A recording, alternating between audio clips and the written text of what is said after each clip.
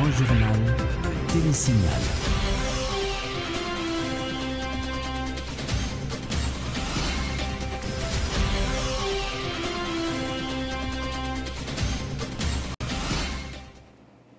Mesdames, Messieurs, bonsoir. Très heureux de rentrer chez vous pour le grand journal de Télésignal. Tout d'abord, les points forts de l'actualité. Commémoration ce jeudi du 213e anniversaire de la mort de Toussaint Louverture. Le président provisoire a déposé une gerbe de fleurs au pied du monument dédié aux précurseurs de l'indépendance au musée du Panthéon national. Célébration ce 7 avril de la Journée mondiale de la santé. Le thème retenu en Haïti, barré maladie fait toute qualité exercice à Konou. Selon les statistiques du ministère de la Santé, 9000 cas de diabète ont été recensés dans le pays pour le premier semestre de l'année 2015. Et puis le Premier ministre et d'autres ministres du gouvernement ont répondu à l'invitation de la Commission économie et finances de la Chambre basse sur l'interdiction à 23 produits dominicains d'entrée par voie terrestre en Haïti. Des parlementaires sont favorables à la levée de cette mesure. La commission anticorruption du Sénat entend convoquer la semaine prochaine 5 chefs de gouvernement qui ont fait usage de fonds du Petro-Caribé pour la période 2008-2016, annonce ce jeudi le sénateur Yuri Latortue, président de la commission. Et puis à l'étranger, mesdames, messieurs, le Rwanda commémore ce 7 avril 2016 les 22 ans du génocide qui a coûté la vie à plus de 800 000 personnes, des 90 personnes accusées par le tribunal pénal international dans ce dossier. 8 sont toujours en fuite. Voilà pour l'essentiel de l'actualité.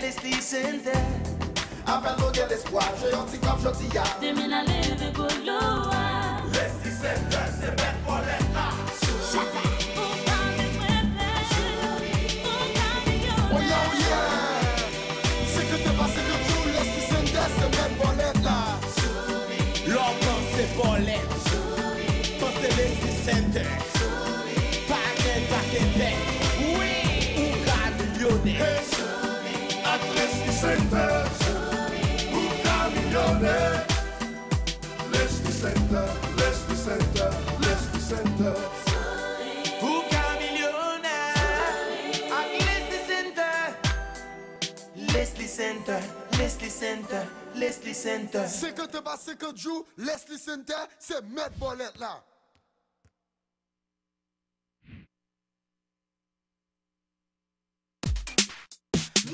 Depuis que je avec smartphone Natcom, le travail est plus facile. Je suis capable de faire photo avant ma chantière et puis voyer au ingénieur. Le ça, l'ingénieur a une bonne instruction et moi-même, je fais bosser corriger dans l'immédiat ça qui est supposé corriger. Téléphone smartphone comme ça, c'est un avantage pour tout le monde qui est famille qui vit à l'étranger. Imaginez-vous, je peux parler avec la famille qui est l'autre bord de l'eau sans pas payer un goût. Pour moi, ce qui est plus intéressant avec le smartphone, c'est que bien deux signes. Ça veut dire, je vais numéro business moi, ensemble avec numéro personnel moi, sur un seul téléphone. Ça fait beauté plus ce téléphone fini. Avec le smartphone, non seulement je peux jouer vidéo, upload photos sur Facebook et puis chat avec les amis, mais là, arrive pour me faire devoir, je suis capable de faire recherche facile sur Google. Smartphone, juste pas qu'à vivre sans lui. Nous Haïti, un réseau.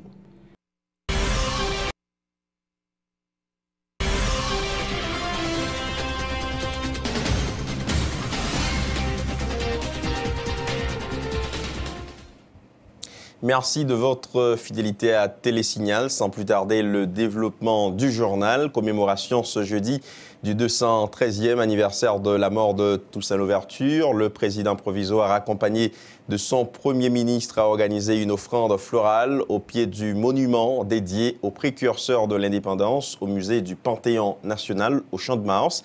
Il a déclaré que 213 ans après la mort de Toussaint Louverture, le pays nécessite les mêmes combats qu'ont menés nos héros de l'indépendance en faveur de meilleures conditions de vie dans le pays. Le président provisoire Jocelyn Prévert au micro de Micheli Alexis et Samus David François. 213 ans après la mort de Toussaint Louverture, le même combat est à mener. Combat pour la liberté, combat pour la justice sociale, combat pour de meilleures conditions de vie pour le peuple haïtien, combat pour dignité peuple haïtien. Et c'est dans le même sens que je dis, le président de la République, moi engagé pour, à l'instar de Toussaint Louverture, à l'instar de Dessalines, à l'instar de Pétion, à l'instar de tous ceux qui ont donné leur vie pour ce coin de terre, c'est dans ce même esprit que je dis, le président provisoire, moi engagé pour le travail, pour la quête de la liberté, de la dignité, de l'honneur et de meilleures conditions pour le peuple haïtien. Je dis, et à l'instar de Toussaint Louverture, c'est mettre tout le peuple haïtien, tout le monde ensemble, à quelques secteurs qu'ils appartiennent, à quelques chapelles politiques qu'ils appartiennent, pour qu'ensemble nous bâtissions un pays uni dans la paix, dans le dialogue, dans l'entente fraternelle, où tout le monde sentit que le pays ça lui a appartenu à nous toutes, et nous toutes, nous avons obligation, non seulement pour nous travailler, pour lui, mais pour nous contribuer pour son développement. Toussaint Louverture, le précurseur de l'indépendance, a joué un rôle capital dans la révolution saint-domingoise entre 1771 et 1802, ce qui lui a permis de devenir l'un des héros dans la lutte anticolonialiste en faveur de l'émancipation des Noirs dans la colonie. L'une de ses paroles célèbres fut « En me renversant, on m'a abattu à Saint-Domingue que le tronc de l'arbre de la liberté, mais il repoussera car ses racines sont profondes et nombreuses. » Il avait tenu ces propos lors de son embarcation pour la France sur le navire Le Héros.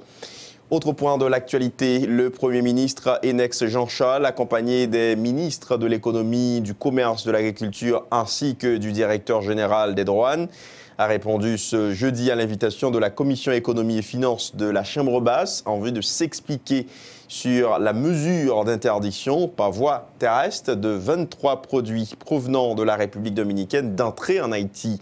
Le président de la Commission, le député Antoine Rodon-Bien-Aimé, s'est montré favorable à la levée de cette mesure d'interdiction, tenant compte de ses retombées économiques néfastes pour les zones frontalières du pays. On l'écoute. Il y a plus passé 300 à 500 000 personnes qui partent dans le business depuis environ 3-6 mois. Alors c'est là où on paye l'école petite. C'est là où on paye l'école petite, oui. Combien de maman, papa petit, jodi à Premier ministre, petit ne pas participer à l'examen dans le mois qui passe là parce qu'il n'y a pas qu'à payer. Combien tout qui ne pas attendre même 2 jours encore pour mourir la faim? Peut-être. Vous avez dit tout à l'heure, mais je me dit l'avant. C'est dans la population sortie. Il y a des informations qui sont bien avant nous, bien avant de venir dans le gouvernement.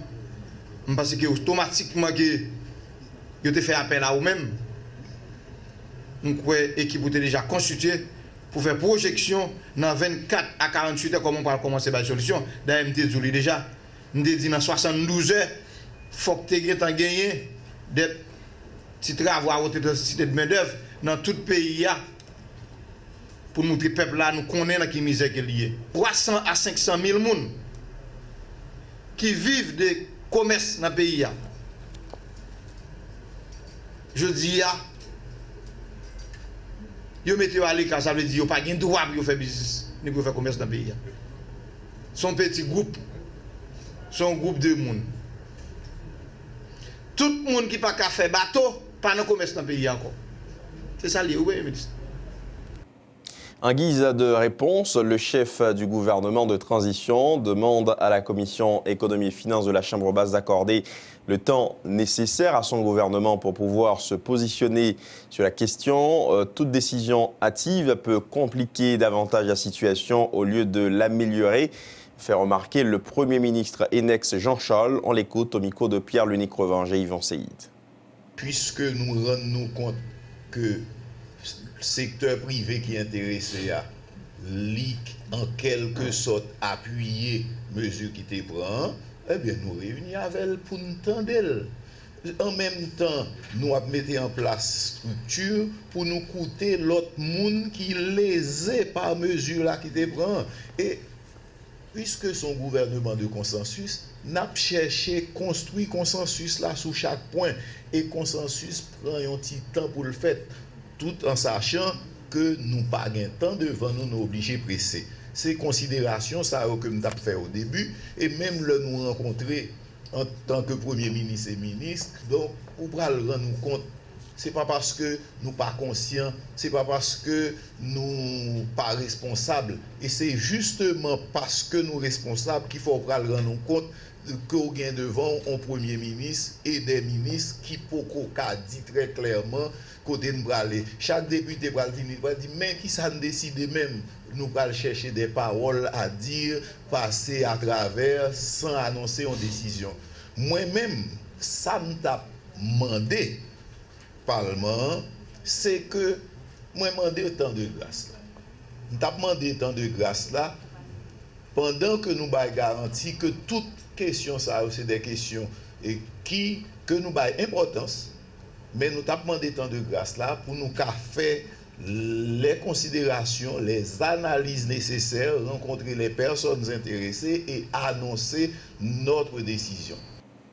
Toujours dans l'actualité, le sénateur Karl Murat-Cantave se positionne en faveur du renversement du président provisoire au cas où Jospin Privert violerait l'accord du 6 février dernier. L'entente n'avait pas prévu de commission de vérification électorale, donc le président de la République ne peut pas mettre sur pied une telle commission, soutient le parlementaire, ajoutant que l'exécutif ne peut pas modifier l'accord sans l'approbation du Parlement. Karl Murat-Cantave au micro de Roissy Antoine et Yvon Saïd.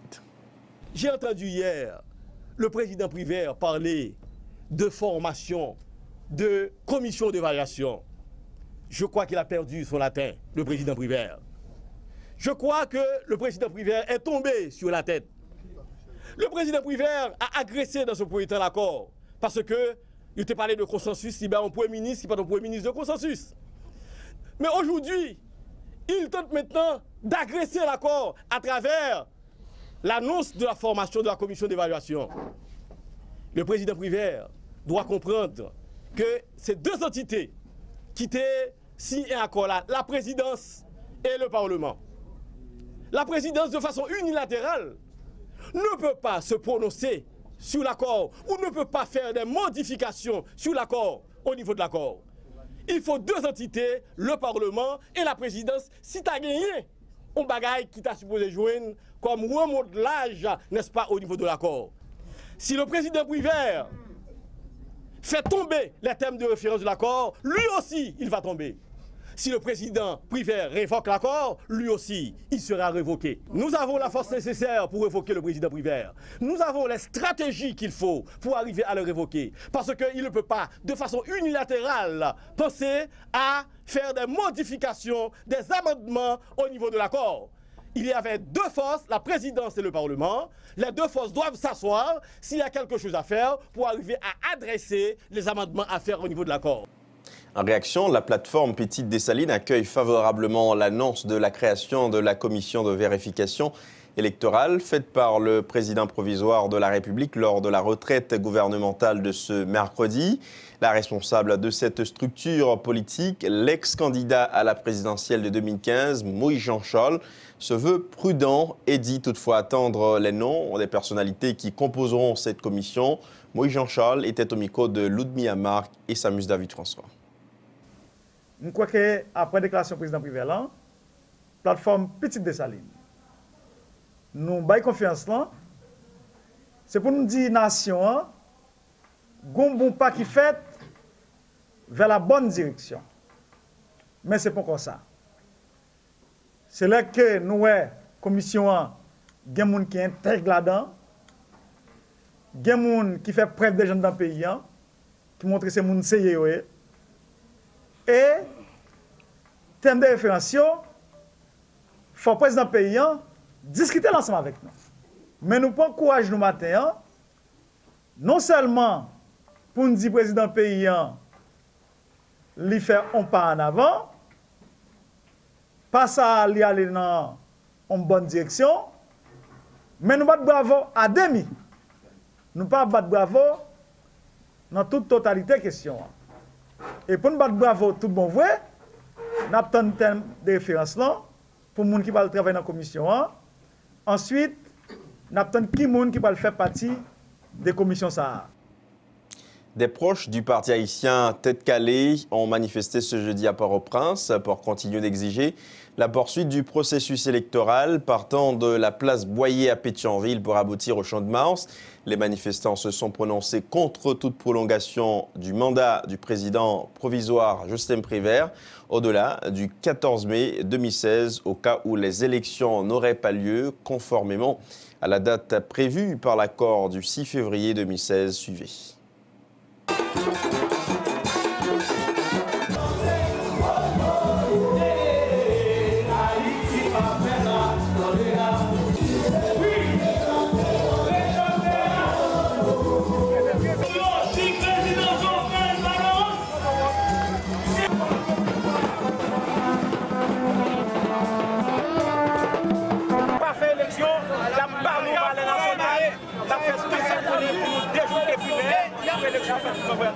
Et ça n'a pas demandé c'est calendrier électoral. Le résultat est déjà publié et nous clairs sur ça. Premier ministre Nex, Jean-Charles, le grand engagement devant le Parlement, il a dit lui-même, il vient faire élection. Il a pour mission pour respecter l'accord qui était signé par le président Prévert. Et je vous dis encore, ouais, dans la rue, c'est pas G8, c'est pas G30, c'est pas G50, c'est un seul G. C'est G Jovenel là, population a voté Jovenel là, ils ont campé comme un seul homme, puisque son population a voté Jovenel. Jusqu'à maintenant, nous étions cohérents ensemble avec vote noir pour que nous défendions Jovenel, pour Jovenel aller dans le deuxième tour, Tête Calée. Direction le Sénat. La commission intérieure et collectivité territoriale du Grand Corps a reçu au Parlement ce jeudi le collectif des maires élus. Les discussions étaient centrées sur la non-publication des résultats définitifs des élections municipales de 2015. En ce sens, le président de la commission promet de soumettre une résolution à l'Assemblée des sénateurs en vue d'exiger l'exécutif à publier ces résultats. Le sénateur Francenay Dénéus au micro de Pierre-Lunique Revanche et Yvon Seyid. Jean nous connaît aujourd'hui et communaux yo suggéré parce que nous avons des agents intérimaires qui pas gain légitimité et qui pas prendre responsabilité devant la population. Et par rapport à la situation ça, nous voyons que de bon ton pour les maires puisque ils ont déjà participé au processus électoral. Là-dedans, ils ont gagné qui élu et près d'une soixantaine et que pas aucune contestation qui produit contre eux. Et là-dedans, ils ont gagné deux personnes qui déjà passé dans BCEC et qui arrivent dans BCEN. Et nous, entendons, et ce que nous allons introduire une résolution devant l'Assemblée pour nous et recommander que ce soit à pouvoir exécutif là et à conseil électoral et provisoire là, nous allons recommander pour maire qui est élu et qui n'a pas de contestation contre eux, et bien maire ça est capable d'installer là un délai qui n'est pas trop long et tout de suite reprendre question BCEN pour finalement vider contentieux et permettre que toute commune yo gagné à la tête de maires légitimes qui vont commencer à aborder tout problème nous connaît qui gagne en dans collectivité, notamment problème de service, nous connaît population lui-même li gagne. Prenant la parole au nom de ses collègues, le maire élu de la commune de Carrefour a tenu à remercier les membres de la commission pour leur engagement dans cette bataille qui vise, et je cite, à faire respecter le vote de la population. Jude-Édouard Pierre au micro de Pierre-Lunique Revanche et Yvon Seyid. Nous venons là matin pour nous répondre à l'invitation par le Sénat pour nous faire passer position par nous qui c'est faire en sorte que sans délai, vraiment sans délai, nous publier résultats magistrats cartel qui pas de contestation. Malheureusement, nous avons demandé à président conseil électoral là, M. Bélanger, dit que il va évaluer résultats cartel qui pas de contester. Même dans les comprendre comment pour une élection faite où tu as 20-30 cartels devant élection faite, il y a des résultats préliminaires, aucun cartel pas contesté. Même les gens qui n'ont pas de vote reconnaissent qu'ils ont bien passé. Comment le conseil électoral qu'on a demandé pour la réévaluer le résultat que tu as déjà. Donc ça c'est une préoccupation et ça fait nous bien content sénateur t'inviter nous là matin pour capable discuter avec eux, dire position nous tout et comment nous comprendre une question. Donc nous demander sans délai Jean sénateur se dit là pour procéder à publication résultats définitifs cartel qui va contester et en même temps former BCEN qui pourtant des cas de contentieux ensuite vidéo et proclamer les résultats définitifs pour ensemble reste communaux pour capable faciliter des élus légitimes qui prennent poste qui commencent à service par rapport à l'engagement que prend pendant la campagne devant mandat. Peut-être ça nous devine là, nous disons merci encore une fois. Ça veut dire que bagaille ka machine dans le pays, c'est chaque élu connaît que l'autre qui en face son partenaire lié, il faut le balle la main pour les collectivités avancer. Comme annoncé en titre, la commission anticorruption du Sénat de la République entend convoquer la semaine prochaine 5 chefs de gouvernement qui ont fait usage des fonds du Petro-Caribé pour la période 2008 à 2016, annonce ce jeudi le président de la dite commission, le sénateur Yuri Latortue. Il s'agissait pour la commission de s'enquérir des projets exécutés via les fonds du Petro-Caribé par les gouvernements qui se sont succédés dans le pays de 2008 à 2016. Les explications du sénateur Yuri Latortue au micro de Rouessé Antoine et Yvon Seyid. Sénateur Benoît manifesté pour enquêter sur période président et Matéli. Il y a un sénateur Hervé Foucan et sénateur Kato qui pas là, malheureusement, qui dit la vini mais qui pas là, et manifesté pour enquêter sur période président Matéli. Et pour sous-commission pour enquêter sur période président Préval, c'est moi-même, sénateur Olondieu, sénateur Jacquito, sénateur Edo, sénateur Richer. Et si il y a l'autre sénateur qui parle là, qui a besoin d'entrer dans la sous-commission, il a choisi librement qui sous-commission il voulait. Mais, semaine prochaine, nous décidons que nous avons invité Premier ministre Pierre-Louis, ancien Premier ministre Pierre-Louis, Michel Pierre-Louis, ancien Premier ministre Bellerive, ancien Premier ministre Kaikoni, ancien Premier ministre Lamotte et ancien Premier ministre Evans Paul. Nous avons fait venir pour que nous puissions interroger sous document et si y a d'autres documents, il y a banou pour que nous puissions rassembler tous les documents sur Petro-Caribé et nous allons chercher tout contrat qui était signé. Là, nous finissons gagner tous les documents, audition Premier ministre, contrat, eh bien, nous allons gagner une équipe de jeunes étudiants qui vont le souterrain, qui vont vérifier projet par projet. Il y a des gens qui vont vérifier est-ce que le travail ça est fait sur le terrain. Et s'il y a des problèmes, nous avons pris les firmes pour nous connaître ce qui passe. Observons à présent, mesdames, messieurs, une courte pause. On vous revient dans un instant.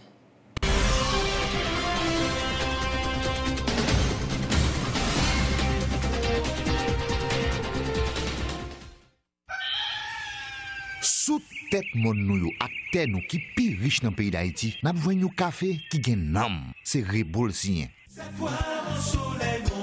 Sorti dans grand danse pour arriver dans grand nord, passer par plateau central, atterrir dans montagne Belancio, ak toute l'autre zone qui produit café dans le pays, nous mettons bons outils, bonne structure et surtout connaissance et confiance dans l'idée pour nous joindre plus bons résultats. C'est depuis notre cueilli grain café, passer dans traitement, que nous mettons bon gens contrôle pour nous joindre plus bonne qualité.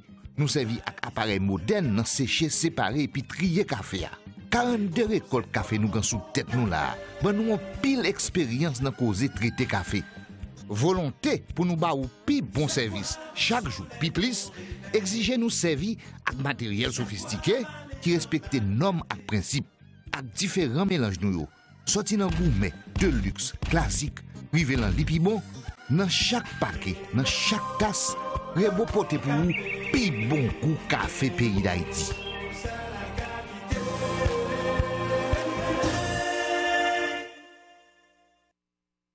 Ministère santé publique a fait population en connaît gen un virus qui pote non Zika qui rive dans pays d'Haïti, même gens li rive dans quelques pays l'Amérique latine et Caraïbes. C'est Maïngouin qui baille virus Zika. C'est peut-être ça. Ministère a demandé tout le monde pour yo détruire toute madlo côté Maïngouin kakale et puis prend précaution pour Maïngouin pas piquer. Virus ça, bay la fièvre, tête fait mal, j'ai fait mal, douleur ak bouton sous peau. Et puis ou moun ta wè, yon ou plusieurs lan signe sa yo, allez pressé lan centre santé qui pi près ou lan pour ka joindre bon jan soin. Surtout femme enceinte yo, parce que maladie ça ka gen gros conséquences sur la vie de bébé qui l'envante. C'était un message ministère santé publique à population.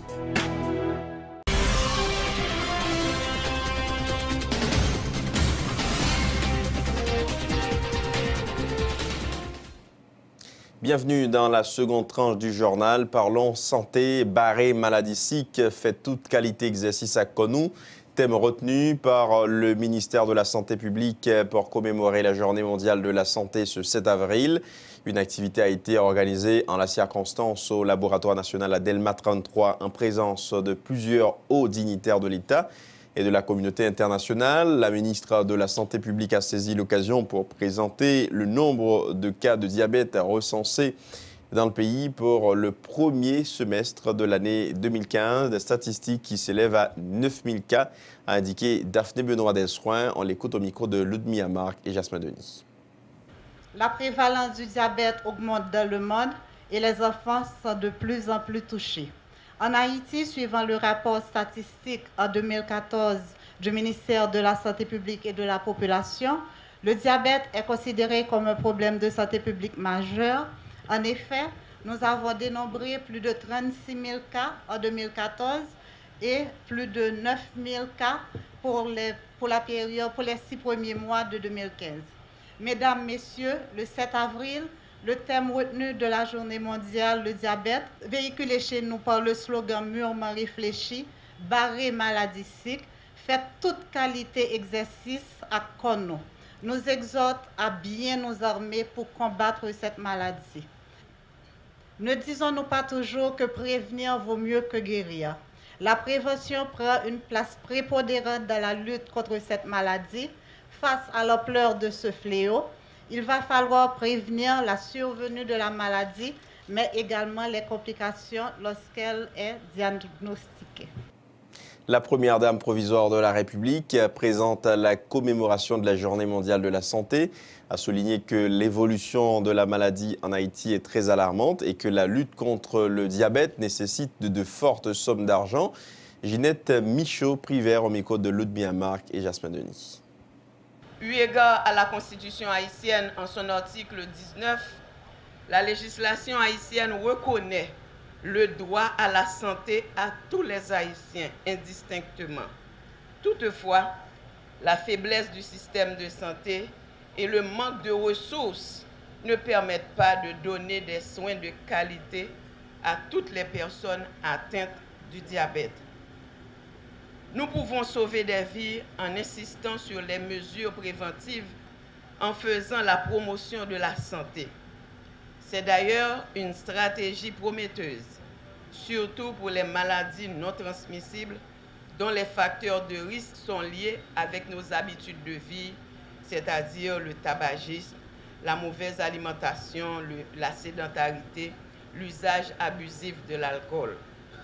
Le choix par l'OMS de consacrer au diabète la Journée internationale 2016 est très justifié, car l'évolution de la maladie est alarmante et nous interpelle en fonction des données statistiques enregistrées et de l'évolution de la maladie à travers le monde, car on assiste au cours des dernières décennies à une augmentation constante des cas et de la prévalence de cette maladie. Le ministère de la Santé publique et de la population prendra toutes les mesures de santé publique adéquates pour un programme efficace contre cette maladie. Tenue d'une foire médicale ce 7 avril 2016 à l'occasion de la Journée mondiale de la santé, à l'initiative de l'Institut mobile d'éducation démocratique IMED et la Fondation du Troisième Âge. Des séances de dépistage du diabète ont été organisées à l'occasion au local de l'IMED. Reportage Johnny Saint-Silus et Rohan Diary.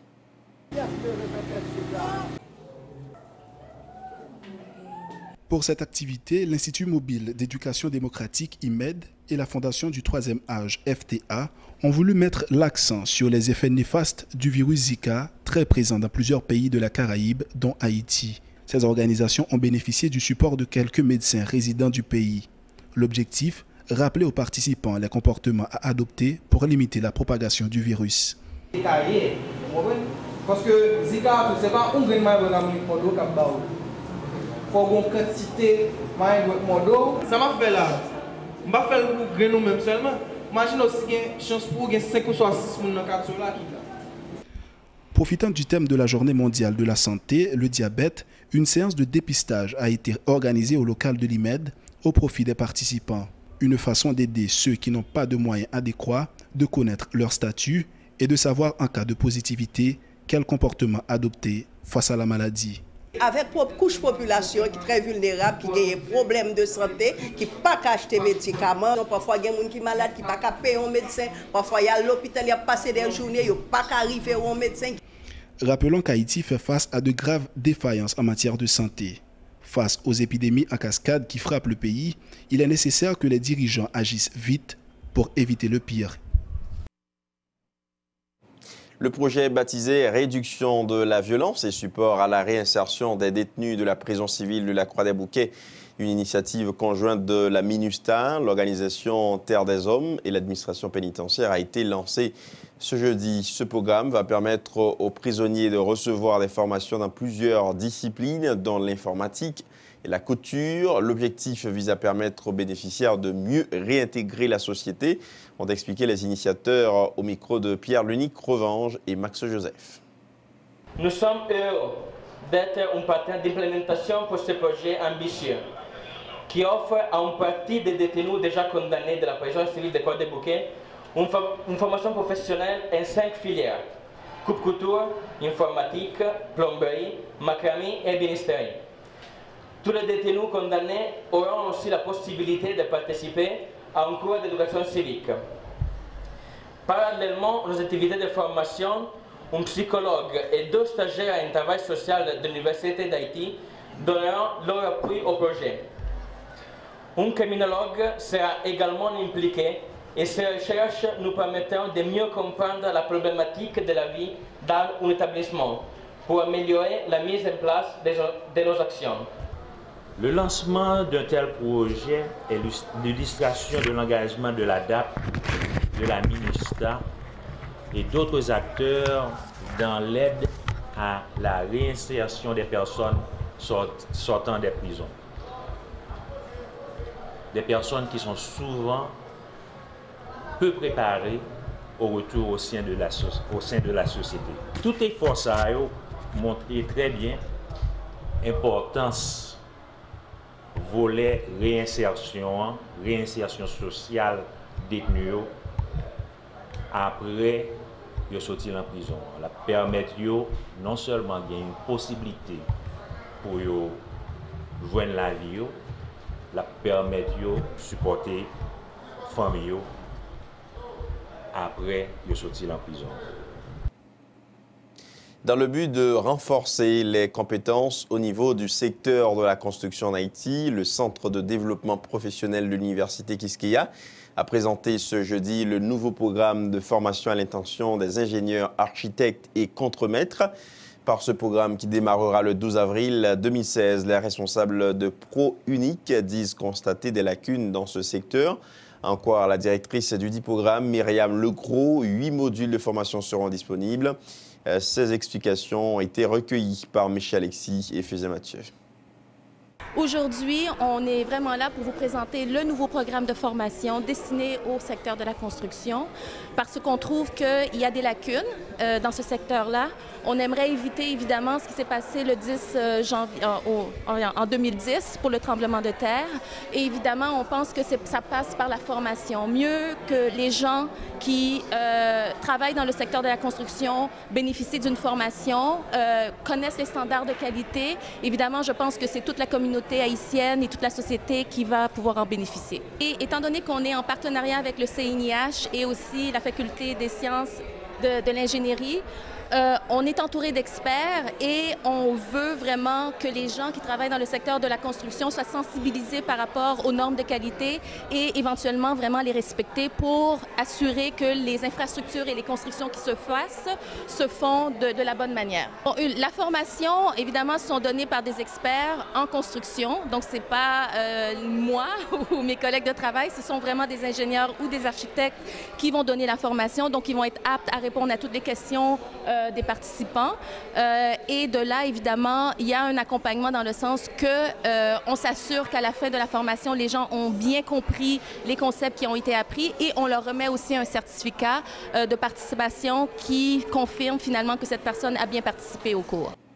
Et nous vous invitons, mesdames, messieurs, à suivre à présent la rubrique météo avec Célène Séjour. Bonsoir tout le monde, bienvenue dans le bulletin météo pour Assoya qui est en condition temps présenté dans le Caraïbe là, axe Atlantique là. Nous avons un front quasi stationnaire qui est étendu dans l'Atlantique Nord là, il y a traversé le pays d'Haïti. C'est paramètres qui a dominé conditions météorologiques Caraïbe centrale là pour aujourd'hui. N'a tout dit tout le monde que le Centre national de météorologie est toujours que même note là, il demande que tout le monde qui était dans une zone qui est vulnérable pour prendre un peu de précaution parce que c'est possible pour nous recevoir grosse activité la pluie encore une fois sous pays pour Assoya. Kounya, c'est le moment pour nous reconnaître que la température présentée par côté plusieurs villes dans le pays d'Haïti. Nous avons une température qui a varié sur tout le territoire pays d'Haïti entre 24 et 19 degrés. Température dans l'IPAP monté qui était 24 degrés et l'IPAP descend qui était 19 degrés. Différence de température nous pour Assoya, c'est 5 degrés. Zone de température qui a plus élevée pour Assoya, c'est Okaï, Jérémy, Jacmel qui a 24 degrés. Zone qui a fait beau, c'est Miragouane qui a 23 degrés. Cap-Haïtien, Gonaïve, Fort-Liberté qui a 22 degrés et puis Port-de-Paix qui a 21 degrés. Zone de température la plus bas pour Assoya, c'est Inch qui a fait très bon à 19 degrés. Pour Port-au-Prince lui-même, température la 24 degrés. La fait bon, on a un ciel nuageux. Il est possible pour gagner la pluie avec l'orage dans plusieurs endroits. À Port-au-Prince, on a une légère brise qui a pris direction est-sud-est à une vitesse 7 km/h. C'est toujours la même situation pour tout capitaine bateau qui est dans la zone côtière nord, Golfe de la Gonave, zone côtière sud. Nous dit que bien on l'a même peu agité. Nous dit pour prudent quand même. Jeudi le soleil a levé à 5h38, il couché à 6h04. Ça qui fait que nous avons gagné 626 minutes d'ensoleillement. Jeudi nous gagnons 1 minute en plus parce que ça hier c'était 625 minutes. Proverbe nous pour assurer il dit attention pas capon. Merci tout le monde qui t'a suivi bulletin météo pour assurer. Nous souhaitons une excellente soirée sur Télésignal. Dernier rappel des titres de l'actualité, commémoration ce jeudi du 213e anniversaire de la mort de Toussaint Louverture. Le président provisoire a déposé une gerbe de fleurs au pied du monument dédié aux précurseurs de l'indépendance au musée du Panthéon national. Célébration ce 7 avril de la journée mondiale de la santé. Le thème retenu en Haïti, barrer maladie sick, fait toute qualité exercice à Konou. Selon les statistiques du ministère de la Santé, 9000 cas de diabète ont été recensés dans le pays pour le premier semestre de l'année 2015. Le Premier ministre et d'autres ministres du gouvernement ont répondu à l'invitation de la Commission économie et finances de la Chambre basse sur l'interdiction à 23 produits dominicains d'entrée par voie terrestre en Haïti. Des parlementaires sont favorables à la levée de cette mesure. La Commission anticorruption du Sénat entend convoquer la semaine prochaine 5 chefs de gouvernement qui ont fait usage des fonds du Petro-Caribé pour la période 2008-2016, annonce ce jeudi le sénateur Yuri Latortue, président de la commission. Et puis l'actualité à l'étranger, le Rwanda commémore ce 7 avril 2016 les 22 ans du génocide qui a coûté la vie à plus de 800 000 personnes, des 90 personnes accusées par le tribunal pénal international. Dans ce dossier, 8 sont toujours en fuite. C'est ici que prend fin ce journal, mesdames, messieurs. Merci à vous tous de l'avoir suivi. À très bientôt.